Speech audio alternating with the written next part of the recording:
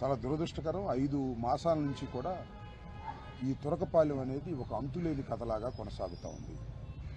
ఇప్పటికి YSR Congress party teams, డాక్టర్లు కానీ రాజకీయ నాయకులు కానీ సుమారుగా తురకపాలెన్ని 3-4 సార్లు సందర్శించడం జరిగింది. మొన్ననే కలెక్టర్ గారికి కూడా మేము ఒక రిప్రజెంటేషన్ ఇవ్వడం జరిగింది. దీని మీద తక్షణమే యాక్షన్ తీసుకోండి.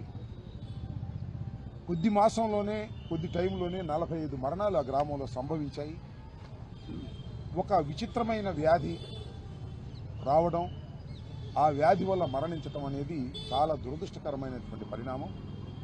అయినా కూడా ప్రభుత్వం ఇంతవరకు ఈ వ్యాధిని నివారించలేకపోవడం చాలా దురదృష్టకరం. మనం ఒక ఆధునిక సమాజంలో ఉన్నాం. వైద్యం బాగా వస్తువులు పెరిగినటువంటి సమాజంలో ఉన్నాం.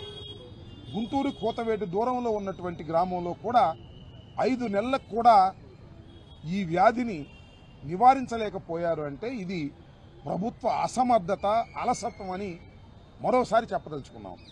అనేక సందర్భాల్లో చెబుతున్నప్పటికీ కూడా ఈ ప్రభుత్వం దీని మీద దృష్టిని సారించలేకపోతోంది. ఇది చాలా దురదృష్టకరమైన పరిణామం. దీని మీద తక్షణమే ఇప్పటికైనా నిద్రపోతున్నటువంటి ప్రభుత్వం లేచి వారికి రక్షణ కల్పించవలసిన అవసరం ఉన్నది. అక్కడ అనేక చర్యలు తీసుకోవాల్సిన అవసరం ఉందని మరొకసారి ఈ సులామి అనే మహిళ ఆరోగ్యం దెబ్బతినేటటువంటి పరిస్థితుల్లో మేము వచ్చి పలకరించి ప్రభుత్వానికి హెచ్చరిక చేద్దామనే ఉద్దేశంతో మేము రావడం జరిగింది. ప్రభుత్వం ఇప్పటికైనా సరైన సక్రమమైనటువంటి వైద్యం అందించాలి, తగిన చర్యలు తీసుకోవాలని మరొకసారి డిమాండ్ చేస్తున్నాం.